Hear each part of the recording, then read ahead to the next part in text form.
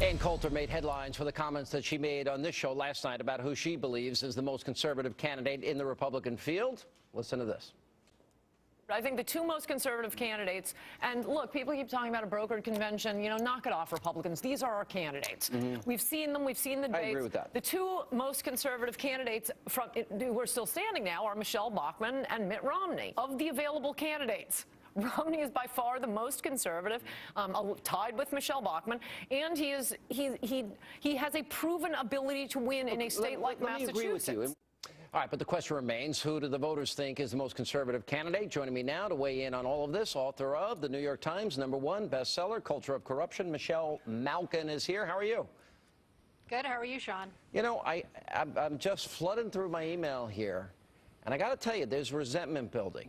And the resentment is building against establishment people telling conservatives who they ought to be voting for.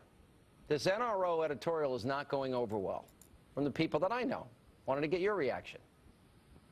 Well, to answer your question about Ann Coulter's description of Mitt Romney as conservative, there are a lot of words to describe Mitt Romney, but honestly, conservative has never been at the top of the list.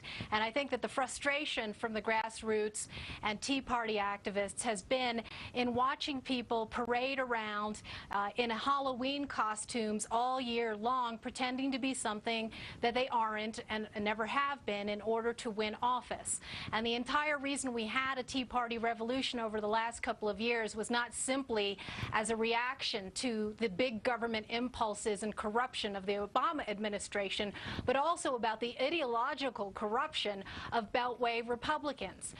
As for National Review, I have an immense amount of respect for the staff there, for people who have been in the fight for conservatism and conservative policies for a long, long time. They deserve respect. I also think it's a little ridiculous to start calling people establishment who have been outside the establishment for a long time. And even if you're in Washington, you may not necessarily be of Washington. We can all disagree about these candidates. I am not on anyone's team, and I think that puts us, you and I, Sean, in a unique position. Right. But I'm telling you what I'm reading and people are telling me is that, you know what, we know the strengths and weaknesses of the candidates. I've asked Romney about Romney Care. I've asked Romney about changing positions. I've asked Gingrich about Paul Ryan. I've asked him about the Nancy Pelosi issue. I've asked about his personal life. We've asked if he can be disciplined. I've asked all these questions of these guys. And I think these questions at some point have been asked to death.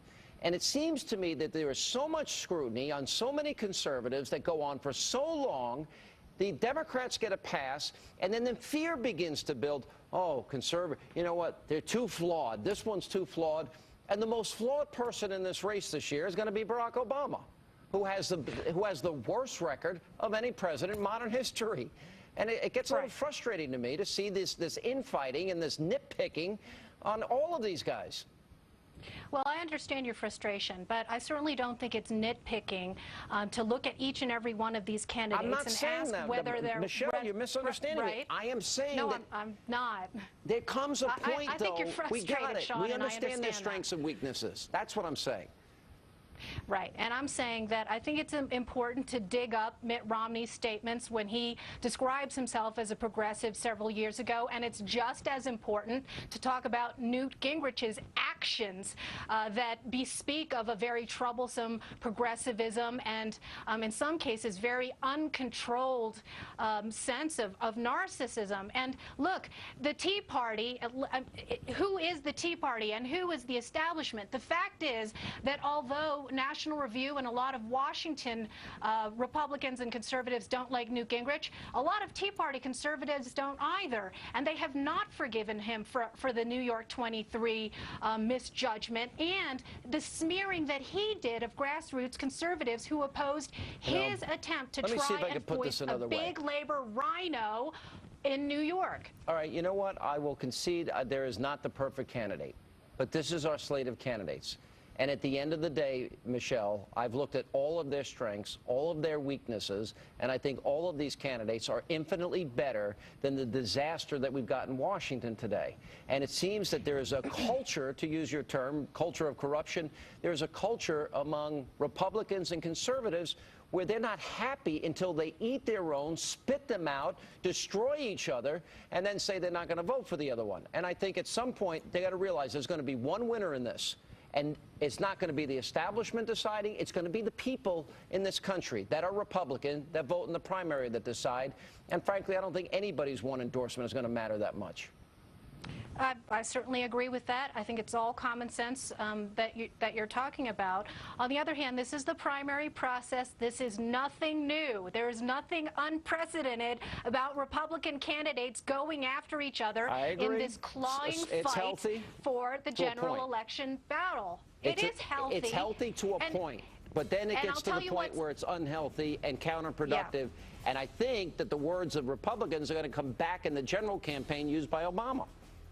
Well, I think that the unhealthiest thing would be to whitewash these flaws. I'm not talking about whitewashing anything. Circle the wagons. And I also think it would be unhealthy to pretend that these candidates are something that they are not. All right, let's pummel each other and forget about who the real person that needs to be defeated here.